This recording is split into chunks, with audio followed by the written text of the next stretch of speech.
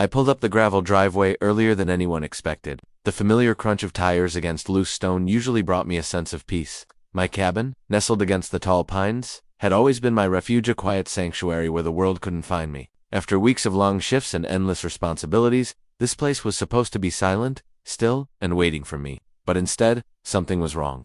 The air carried a noise that didn't belong here. Laughter, it drifted through the open windows like an unwelcome guest. My porch light, one I never left on, was glowing in the twilight. And worse, the rocking chair that belonged to my late father was swaying slowly, creaking back and forth as if someone had claimed it as their own. My chest tightened. My cabin wasn't just occupied, it was being lived in. I killed the engine and stepped out, my boots crunching against the stones. The laughter inside faltered, then hushed completely, like someone realized they'd been caught. My eyes scanned the porch, and that's when I saw her. Karen, mid-50s, arms folded tight across her chest, posture stiff as steel. Her sharp bob haircut framed a face set in permanent disapproval, thin lips pressed together. Her expression wasn't surprise, it was expectation, as though she had been waiting for me all along. "You don't belong here," she snapped, her voice sharp enough to cut through the cool evening air. She stepped down the porch steps with the confidence of a landowner confronting a trespasser. Her tone wasn't uncertain, it was commanding, like she had already rehearsed this moment in her mind. I froze, not because of fear, but disbelief.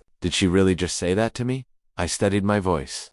"This is my property," I said calmly, keeping my tone even. "I own this cabin." But Karen wasn't the type to be swayed by facts. Her eyes narrowed as though my words were nothing more than background noise. "No," she barked, shaking her head. "You abandoned it. The HOA has reassigned it. My friend has already moved in, and you're trespassing." Her words hit me like a slap, and before I could even process them, the front door creaked. Behind her, a man appeared, nervous, hesitant, clearly embarrassed. He hovered in the doorway, glancing between us, his hand gripping the edge of the door frame like he wanted to disappear into it. His face told the truth. He knew he wasn't supposed to be there. My blood boiled, but I kept my composure. Every instinct screamed at me to storm inside and throw them both out, but I couldn't give Karen the satisfaction of seeing me lose control. I'd dealt with people like her before, stern, self-righteous, and hungry for authority. She wasn't just some nosy neighbor. She was a self-declared enforcer, a woman who believed the HOA rules were more powerful than the law itself. "Listen carefully," I said, stepping closer. "This cabin belongs to me. I didn't abandon anything, and unless you want to explain to the sheriff why you're squatting in a home that isn't yours, you're going to get off my porch." Karen's eyes flashed with indignation. She unfolded her arms and pointed a finger at me like a judge delivering a sentence. "You think you can intimidate me? The HOA runs this community. We decide who belongs and who doesn't. You left, so you lost your rights. My friend is the rightful occupant now, and if you don't leave immediately, I'll make sure the authorities remove you." The audacity was staggering. My fists clenched at my sides, not from fear but from the effort it took to restrain myself. I had faced down criminals, liars, and manipulators before, but there was something uniquely infuriating about Karen's smugness. She wasn't just bending the truth, she was rewriting it entirely. Rewriting it in front of me, in my own home. With no hesitation, the man in the doorway shifted uncomfortably, muttering under his breath, "Karen, maybe we should," but she silenced him with a glare sharp enough to pierce glass. He shrank back instantly, like a scolded child. Clearly, she was used to being in control. I took a deep breath and squared my shoulders. This wasn't just my cabin. This was my lawful home, and she had no idea who she was messing with. The pines swayed gently overhead, the evening shadows stretching longer across the driveway. A couple of curious neighbors had paused along the road, watching the standoff from a distance, their eyes wide with curiosity. To them, it must have looked like a simple property dispute, but to me, it was more. This wasn't just about walls and timber. It was about principle. Karen was playing a dangerous game, one that she believed she could win because she had the HOA on her side. She thought her stern voice and fabricated authority were enough to push me off my own land. She thought I was just another resident she could bully into silence. But she didn't know the truth. She didn't know that I wasn't just the man who owned this cabin. I wasn't just a tired worker coming home early. I was an officer of the law, sworn to protect what was right, sworn to enforce justice not just for strangers on the street, but for myself as well. And tonight, she was about to find out exactly what that meant. Instead of backing down, Karen whipped out her phone like it was a weapon. Her face was tight, lips drawn into a thin line of authority, and her fingers jabbed the screen with sharp, angry precision. "I'm calling the police," she barked, her voice loud enough to echo across the pines. Her tone carried the smug confidence of someone who thought they had the upper hand, like a chess player about to declare checkmate. She held the phone to her ear, pacing across my porch as though it was hers to claim. "Yes, officer," she said, her voice suddenly dripping with exaggerated fear. "There's a trespasser here. He refuses to leave my property. Yes, he's hostile." She shot me a look, her eyes gleaming with triumph. "Please, hurry. We need you to remove him immediately." When she hung up, She looked at me with a smirk that made my jaw clench. "You'll be arrested for trespassing," she declared, her voice rising with theatrical authority. "And then this place will officially be ours." She said ours, with such certainty, as if the cabin, the porch, and even the rocking chair had already been transferred to her name. Her voice carried across the trees, louder than necessary, making sure anyone nearby heard her side of the story first. And sure enough, a few neighbors appeared, drifting down the path like moths drawn to firelight. They stood at the edge of the driveway, whispering among themselves, eyes flicking between us. Karen puffed herself up, shoulders back and chin raised, like she was the sheriff of the mountains presiding over a public trial. But I didn't flinch. I didn't panic. I didn't even move. Instead, I leaned back against my truck, the metal still warm from the drive, and crossed my arms over my chest. My eyes locked on hers. Calm, steady, unyielding. It wasn't the reaction she wanted. She expected pleading, excuses, maybe even an attempt to run. Instead, I gave her silence. And silence, to someone like Karen, was more infuriating than any argument I could have made. She kept glancing at me, waiting for the cracks to show. Her smirk wavered once, just for a second, before she forced it back onto her face. "They're on their way," she repeated with a hiss. "You'll be gone before sundown." The man inside the cabin shuffled into view again, his posture hunched with guilt. He lingered near the doorway, rubbing his hands together, eyes darting nervously. "Karen," he muttered, his voice barely audible. "Maybe we shouldn't. Maybe this isn't. Stay inside," she snapped, whipping her head around so fast her earrings glinted in the fading sunlight. Her glare could have burned through him. "This is HOA business. Don't interfere." The poor guy nodded quickly and disappeared again, though I caught the way his shoulders sagged. He wasn't in on this power play. He was just another pawn in Karen's self-appointed game of control. The neighbors murmured louder now, the tension thickening with every passing second. Some of them looked at me with curiosity, others with sympathy, and a few with the kind of suspicion that only gossip fuels. They didn't know who to believe. To them, I was just a man standing on a driveway, accused by the loudest voice in the neighborhood. Karen, sensing the eyes on her, played it up even more. She waved her arms dramatically. "Do you all see this?" she cried out. "He broke into my cabin. He refuses to leave. The police are on their way to handle this criminal." Theatrics. That's all it was. A performance designed to make me look like the villain before the real authorities arrived. She thrived on it, fed by the murmurs of the crowd. But what Karen didn't know, what none of them knew, was that the game she thought she was winning had already been lost. I wasn't worried about the police. In fact, I wanted them to come. I wanted her to make that call, because the officers she had summoned with such arrogance, the ones she believed would drag me away in handcuffs, weren't strangers to me. They weren't just cops on patrol. They were my people. I had trained with them, worked alongside them, led them. I wasn't just a man defending his cabin. I was an officer of the law. And when they rolled up that gravel road, lights flashing, and sirens cutting through the night, Karen wouldn't be the victim in their eyes. She would be exposed for what she truly was. A bully drunk on her own sense of power, a woman who thought HOA rules trumped actual law, and someone who had just made the biggest mistake of her life. So I stayed where I was, leaning against the truck, arms folded like stone, letting the tension build. Let her smirk. Let her celebrate too soon, because in a few minutes, when those patrol cars arrived, the script Karen had written for herself was going to crumble in front of the entire neighborhood.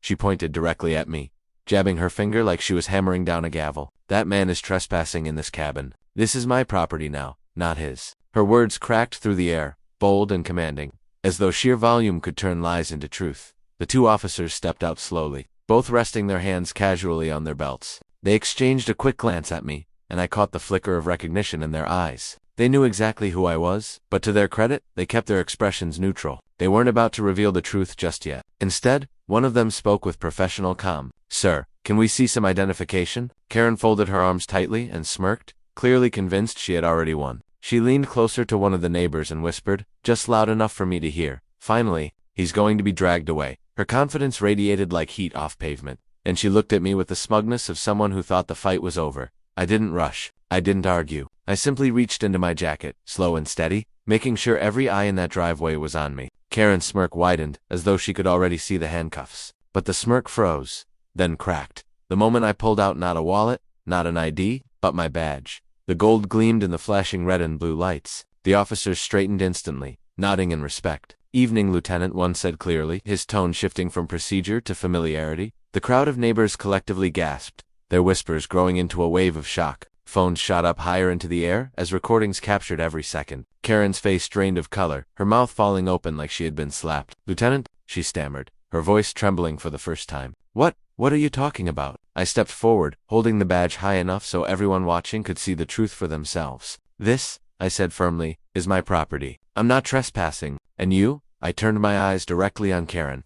Just wasted police resources on a false claim. The weight of my words settled over the entire scene. The neighbors, who had moments earlier seemed uncertain, now exchanged looks of disbelief and irritation at Karen. Some shook their heads, muttering under their breath. Others angled their phones for better shots. Capturing her humiliation in high definition, Karen stumbled over her words, her stern persona cracking under the pressure. No, this isn't right. The HOA, the rules. He abandoned the cabin. We reassigned it. She waved her hands frantically, trying to salvage her authority. You can't just waltz back here and flash a badge. That doesn't change the HOA's decision. The officers didn't even entertain her rant. One of them turned to me respectfully. Lieutenant, do you need us to file a report? Karen's eyes widened at the word. Lieutenant. It echoed in the murmurs of the crowd. Each repetition another dagger to her pride. The man who had been hiding inside the cabin finally shuffled forward, his face pale with embarrassment. He raised his hand slightly in surrender. Look, I didn't know. She told me it was vacant, that it was hers to give away. I didn't want trouble. I'll leave. His voice cracked with relief. As if finally breaking free from Karen's control, Karen whipped around on him, her face twisted with betrayal. Don't you dare walk away from this. We had an agreement. But the man shook his head quickly, backing away toward the road. No, you had a lie. I'm done. The crowd gasped again, phones recording every dramatic second. The spectacle had flipped on its head. Karen, once the self-proclaimed enforcer of the now stood exposed in the harsh glow of flashing patrol lights, her lies unraveling faster than she could stitch them back together. I held my ground, voice calm but cutting. Karen, you've manipulated your neighbors, lead to this man, and wasted the time of trained officers who should be protecting this community, not babysitting your fantasies of power. I took one step closer, lowering my tone just enough to make sure every word landed squarely. You wanted the law on your side. Congratulations. You got it? And it's telling you you're done? Her face crumpled between rage and humiliation. She sputtered, unable to form a coherent argument. The officers didn't even bother hiding their disapproval now. I pulled out his notepad. Ma'am, we're going to document this incident. If this happens again, there will be charges. Karen froze. The weight of those words finally sank in. The neighbors, emboldened by the truth, began muttering louder, now some laughing quietly, others shaking their heads. Her iron grip on the community was slipping, and she knew it. I tucked my badge away and gave the final word. This cabin is mine. It always has been. And you, Karen, just learned the hard way that the law doesn't bend for HOA bullies. The patrol lights continued flashing, the cameras continued rolling, and Karen stood trembling in the middle of the driveway, not the sheriff of the mountains, but a cautionary tale, caught in the spotlight for everyone to see. Karen's face turned beet red, the color climbing up her neck like wildfire. Her lips trembled as her eyes darted from me to the officers, then back to the small crowd of neighbors recording everything on their phones. She opened her mouth, but her words tumbled out like rocks rolling down a hill, clumsy and frantic. No, you don't understand. The HOA rules. He abandoned the property. We had every right. I cut her off before she could spin another lie. My voice snapped like a whip, sharp and commanding, the same tone I had used countless times in confrontations on duty. Every right to move strangers into my cabin. Every right to take something that never belonged to you. The crowd murmured, the weight of my words slicing through the air. Karen froze, her eyes widening as if she had just realized that every sentence she spoke was digging her hole deeper. I squared my shoulders, stepping closer so she had no choice but to meet my gaze. You don't make the law, Karen, and you certainly don't break into an officer's home and think you'll walk away without consequences. Man who had been hovering nervously inside the cabin finally couldn't take the pressure anymore. He stepped out, his hands raised slightly in a gesture of surrender, palms outward as though warding off blame. Look, he stammered, his voice shaky. I didn't know. She told me it was vacant, that it was hers to give. I don't want any part of this. His face was flushed with embarrassment, his eyes darting to the crowd that had gathered to watch his humiliation. The officers immediately motioned him to the side. Stand over there, sir, one instructed firmly, keeping him out of Karen's orbit. The man obeyed quickly, shoulders slumping in visible relief, as though being out of her shadow was a weight lifted from his back. But Karen wasn't ready to surrender. Her pride was her armor, and even though it was cracked, she refused to let it shatter in front of everyone. She jabbed her finger in my direction, wagging it with the same false authority she had wielded from the moment I arrived. You think you're special just because you wear a badge? You can't scare me. Her voice rose, shrill and desperate. The HOA runs this community. We make the rules here, not you. The neighbors gasped, some even chuckling at her audacity. Phones zoomed in closer, capturing every line of her face, every ounce of rage that twisted her features. I took one deliberate step forward, the gravel crunching under my boots. The distance between us closed, and I lowered my voice so only she could hear. I wanted the words to strike like a blade, clean and precise. Karen, I said slowly, deliberately, you've just admitted to fraud and unlawful entry. Every camera here caught it. The officers heard it. And the law is clear. Do you really want to push this further? Her bravado faltered instantly. Her body stiffened, and for the first time, she stepped back. It wasn't far, just one step, maybe two, but it was enough to betray her fear. Her arms, once crossed like a shield, now twitched nervously at her sides. Her lips pressed together so tightly they turned white, and her eyes darted wildly as if searching for an escape that wasn't there. But even as she trembled, her pride wouldn't let her collapse completely. She still glared at me, her eyes narrowed to slits, like a cornered cat refusing to stop hissing even when the fight was lost. The defiance was still there, but it was weaker now, hollow compared to the roaring confidence she had displayed only minutes before. One of the officers stepped forward, his notepad in hand. "Ma'am, we've documented what you've said and what's happened here tonight. You're already on thin ice. If you continue to escalate, this won't just be a report, it'll be charges." Karen whipped her head toward him, her mouth opening in protest, but no words came out. For the first time, she was speechless. She glanced back at the neighbors, her supposed audience of support, but their expressions had turned cold. Some shook their heads in disappointment, others smirked at her downfall, and more than a few openly filmed her humiliation with shaky hands, eager to share it online later. The man she had roped into her scheme stayed silent, staring at the ground, refusing to defend her anymore. His earlier nervousness had shifted into relief, and it was clear he wanted no part of Karen's drama now that the truth was out in the open. I leaned in, just enough to make sure she heard my final words, low and steady. "This isn't your community to run, and it sure as hell isn't your cabin to take. You thought you could bully me, but you picked the wrong man. I'm not just the owner. I'm the officer in charge."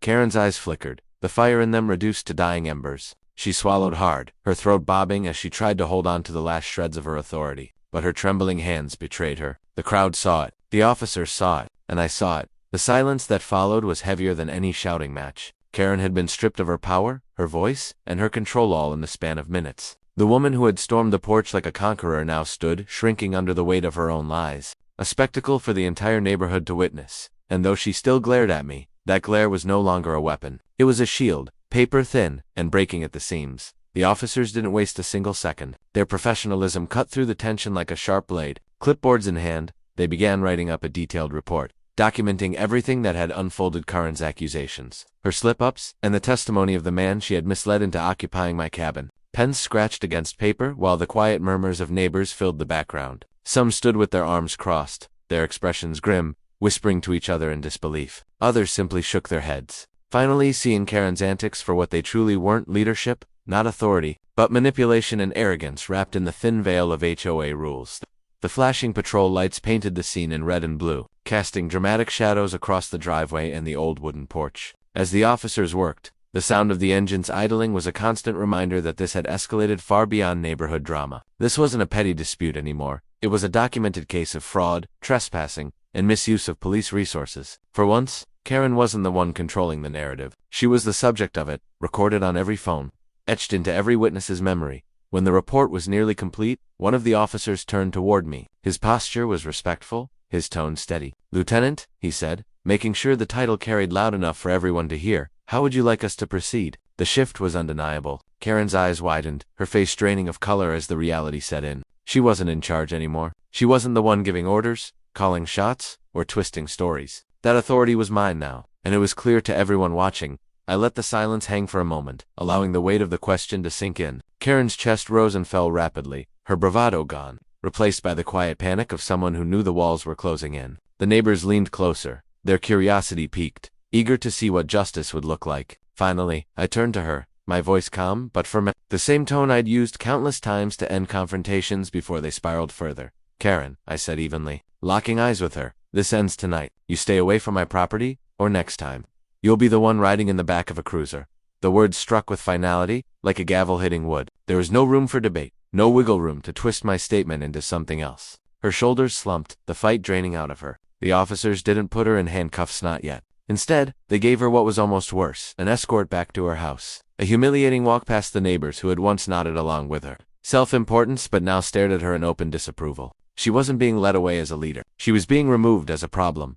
The patrol cars rolled slowly down the road, engines humming, until the red and blue lights faded into the night. The crowd dispersed in low murmurs, phones still in hand, no doubt preparing to upload their recordings to social media. Karen's humiliation wouldn't stay confined to the end of this street, it would ripple far wider. Her fall from grace shared, dissected, and laughed at by strangers. When the dust finally settled, I stepped onto my porch, the wood creaking beneath my boots, and took a long look at the cabin that had nearly been stolen out from under me. my cabin. The smell of pine drifted in on the cool evening breeze, and for the first time that night, I felt the weight of ownership return. It wasn't just a structure of timber and stone, it was a piece of my life, a sanctuary. And Karen had nearly stripped it from me. The man who had been living there lingered at the edge of the property, his face etched with guilt. He gave me a sheepish nod, avoiding my eyes, and then turned to disappear down the road, eager to distance himself from the chaos Karen had dragged him into. I let him go without another word. His shame was punishment enough. As I leaned against the porch railing, I thought back to how quickly things had escalated. Karen had called the cops believing she was untouchable, convinced that her version of reality would stand unquestioned. She strutted into the confrontation, certain she'd win. But instead, she walked away exposed,